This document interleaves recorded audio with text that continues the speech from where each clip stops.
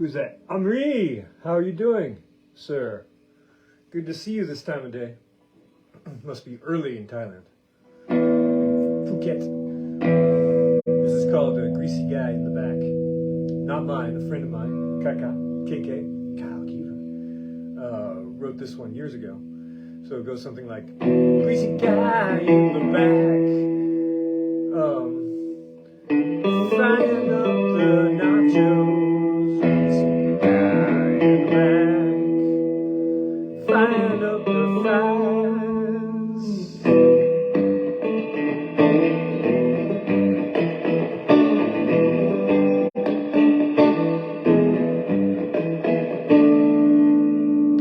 Can't quite remember most of that, but it goes,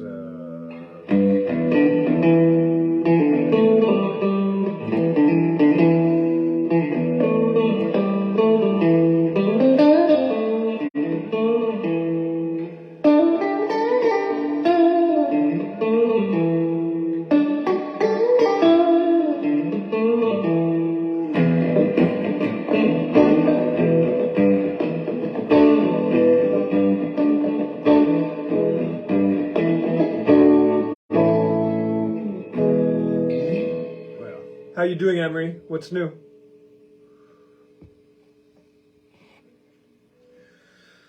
So, what's going on with you in your corner of the world, Emery? Right here in Paris and l'Atelier, Get Paris, where it's raining, thankfully. It's really nice weather, really nice temperature today, I should say. Summery, but humid, but not, not like the heat wave, the canicule, which we had a few days ago. The hottest day of the year, as a friend of mine mentioned. Art update. Okay, so this morning I sanded down the canvas, this canvas here.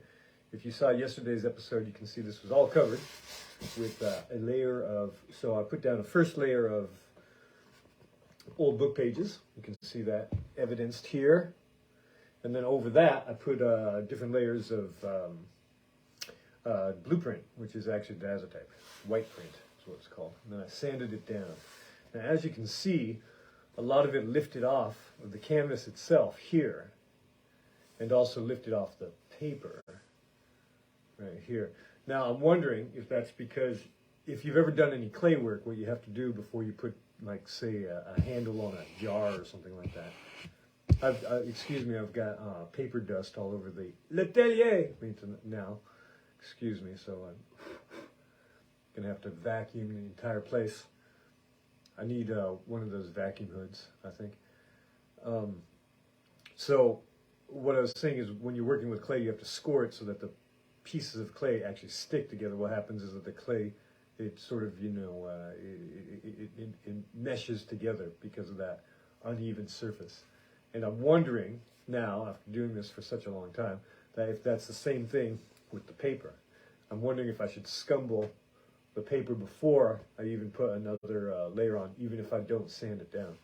Anyhow, it's not going to matter too much because I'm going to, the next layer is going to be book pages again, and this is already sufficiently scored, so the paper should stick a little bit better. Also has to do with the concentration of the PVA glue, white glue, as I like to say. And it needs to be thicker rather than thinner, or else it doesn't all stick. So less than 50% water when you water it down.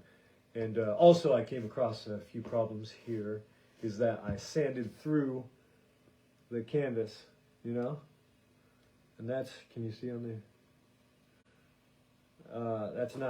that's not ideal, but no problem, because I don't know if you can see through on the back here that the inside of the beams of the frame, it's beveled downwards, it's sloping downwards, so it comes to a point right at the edge here.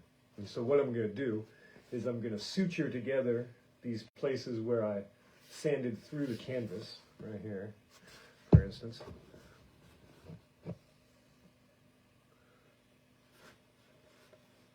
Right there's one spot.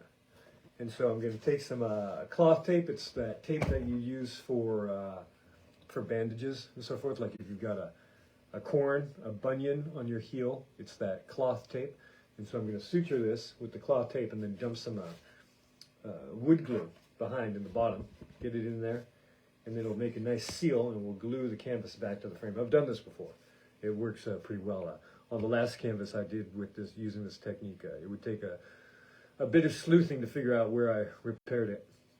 And so I'm going to take this oh,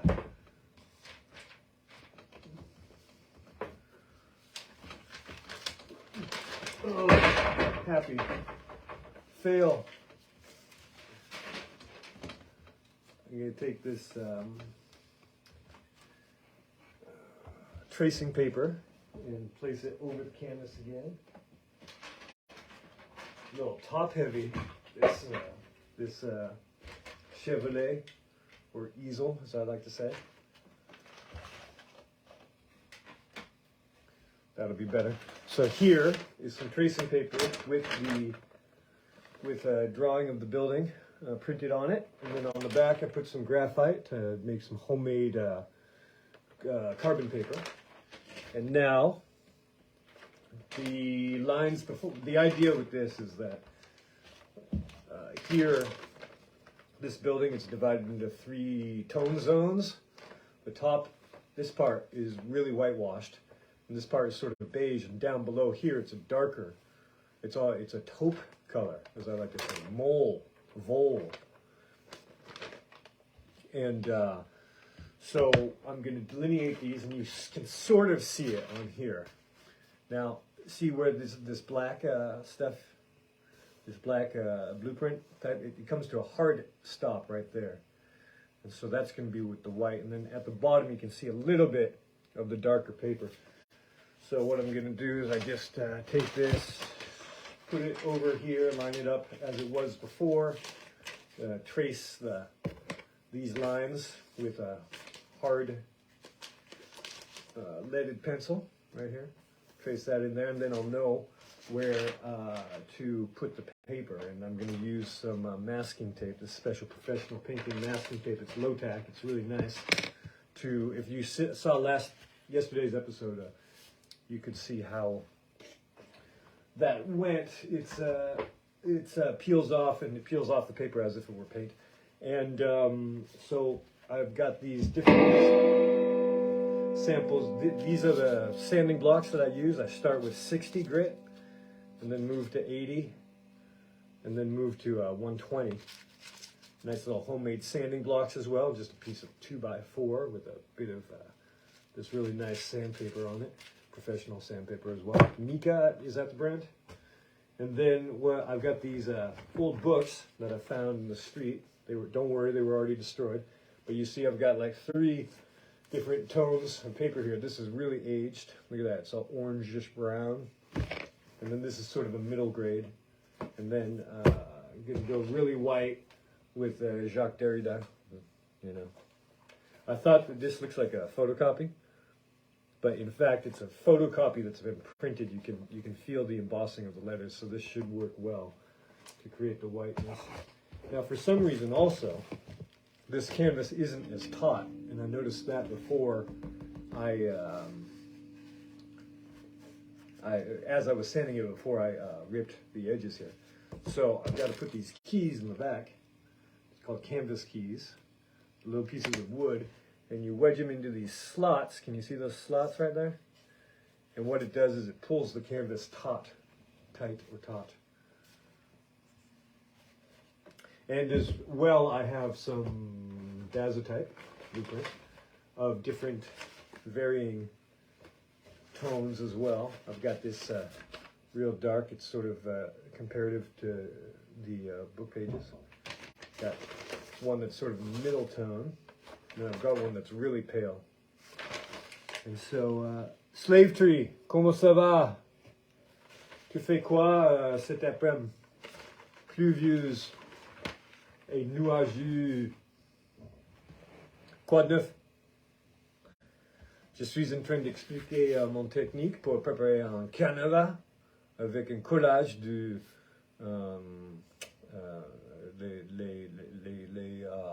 les pages d'un ancien livre, et aussi Je n'arrive pas à apprendre le mot pour blueprint en français. Est-ce que peut-être tu connais ce mot pour blueprint? C'est un plan de bâtiment là.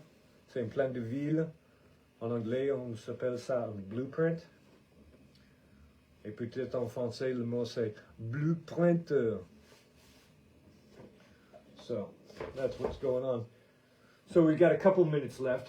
What should we do? Should we do... on fait quoi? On a un petit peu de la lumière de Palo Callo ou on joue un peu? Peut-être on joue un peu parce que je voudrais bien rappeler comment ça va, ces chansons-là. Ça s'appelle Greasy Guy in the Back.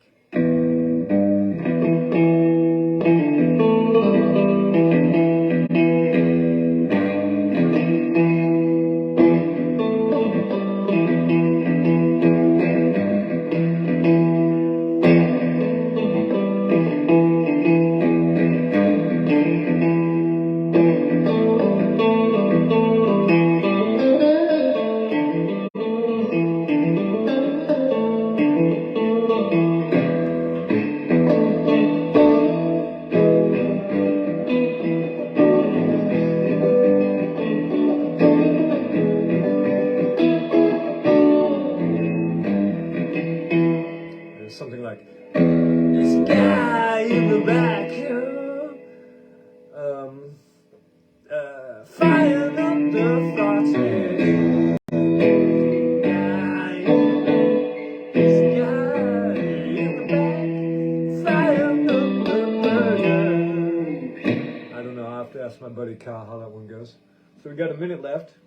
Anyone got some questions? Tu as des questions? Le Slave Tree, je ne me souviens plus ton prénom. Je suis désolé. Tu fais quoi cet après-midi? Si tu es toujours là.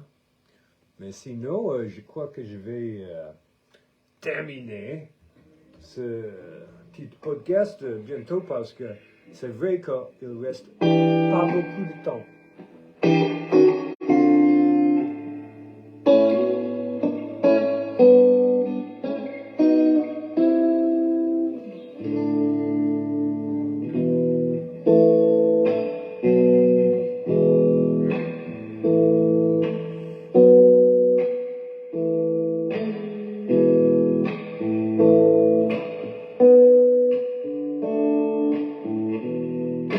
Joker, I'm a midnight toker. Get my loving on the run. I'm a joker, I'm a toker, I'm a midnight toker. Don't wanna hurt no one.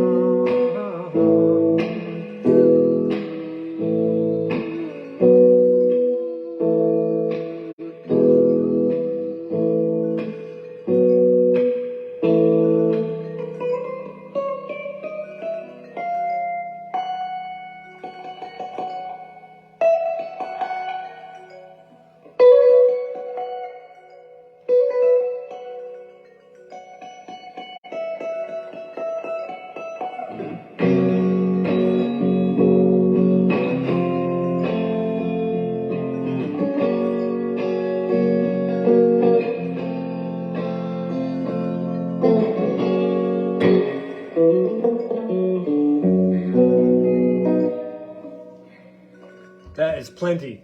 Goodbye. Merci beaucoup.